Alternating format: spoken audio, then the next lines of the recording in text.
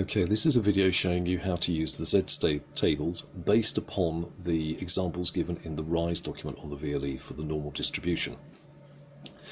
First one we're going to look at is the probability of Z being less than 0.34. So in the moment we're going to look at the Z tables, and what we'll be looking at is the Z column for the first two numbers, the 0.3.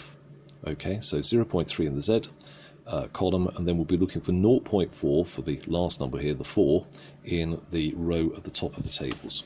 So looking at the tables, come down, we find 0.3 in the Z column, so that's the first two digits in the number that we're looking for, and then we find our 4 here at 0.34, or I should say 0.04 rather, and that gives us a probability of 0.6331.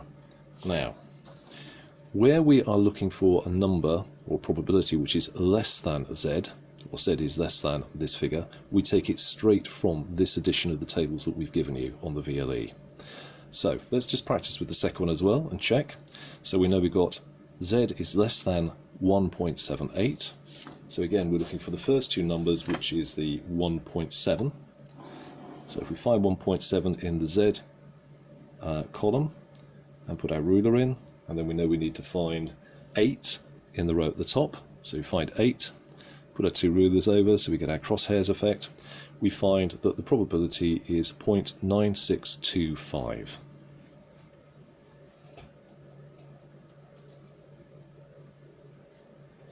Okay, so moving on to the second set of the examples in the RISE document, where we say that Z is greater than. Okay, so we've got probability Z is greater than 0.34. So we know the value for that already because we looked it up, but we'll just repeat the process. So find in the Z 0.3 for our first two numbers of the probability we're looking for, and then we're looking for 4 in the row at the top, which we've got there.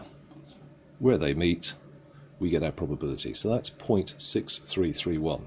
Now we need to convert this time because we are looking for greater than, or rather we're saying that Z is greater than the number we've got here. To do that, we exploit the factor that the area under the bell curve that we're looking up on these tables sums to 1. So in order to find the value from this set of tables where Z is greater than, we take the figure that we looked up, the 0.6331, and subtract it from 1. So it's literally 1 minus 6331. So if we do that,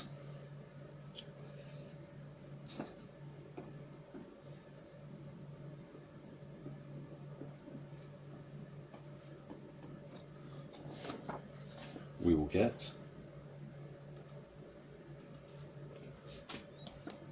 0.3669. And I'm sorry if it's wobbling a bit as I'm writing that down. Okay, now it's the same process with the value for 1.78, which again, if we find that on the table, so we're looking for 1.7 in the Z column, and then we find 8 in the row at the top, and that gives us 0.9625. So we would say for this one, 1 minus 0.9625 equals 0.0375. Now, moving on to the final stage, dealing with negative values that were shown in the RISE document. With the negative values, you do the converse from what you did before. So in other words, where you have a negative number and it's saying it's less than, you subtract it from 1 because it's a negative value. Where it's saying it's greater than, you take it straight from the table. So you are doing the mirror image of what you did before for less than and greater than. So with negative values here, we've got the probability of Z is less than negative 2.54. So same procedure on the tables, look at the first two numbers in the Z column and then the third number of the row at the top. So if we find 2.5, it's just there, again placing the ruler underneath it, and then 4 along the top row, which is here, we can find the value we're interested in is 0.9945. Now, although we're dealing with it being a less than, on this occasion we do the reflection or the converse, the opposite of what we would normally do with a less than value for z.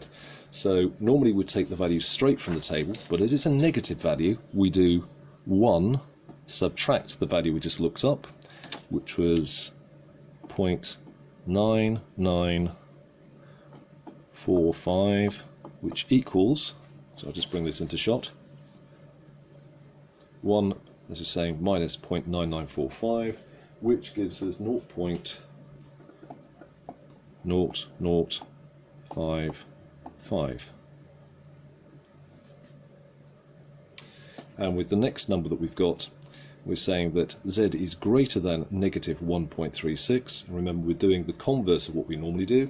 Normally with this, we would be subtracting the value for 1.36 from 1, but as we're doing the converse this time, with greater than, or the reflection, the opposite, we are going to be taking it straight from the table. So again, we take our first two numbers from z and find the 6 in the top column.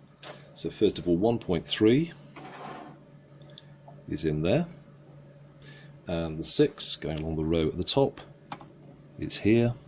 So the value we're seeking is 0.9131 rather, I should say. Okay, so with this one we don't subtract it from 1, we just take it straight from there, and it gives us, as in straight from the table that is, and it gives us 91 or 0.9131. Okay, so those are the ways of dealing with these numbers with the Z tables and how you look them up. What I'd like you to do now is to go on and attempt the knowledge check part of RISE for the first knowledge check. You've now got a practical demonstration to show you how to answer the questions. But remember, read the symbols carefully to make sure whether you're dealing with greater than or less than, and remember that when you're dealing with negative values of probability, you do the opposite with the tables to what you would normally do.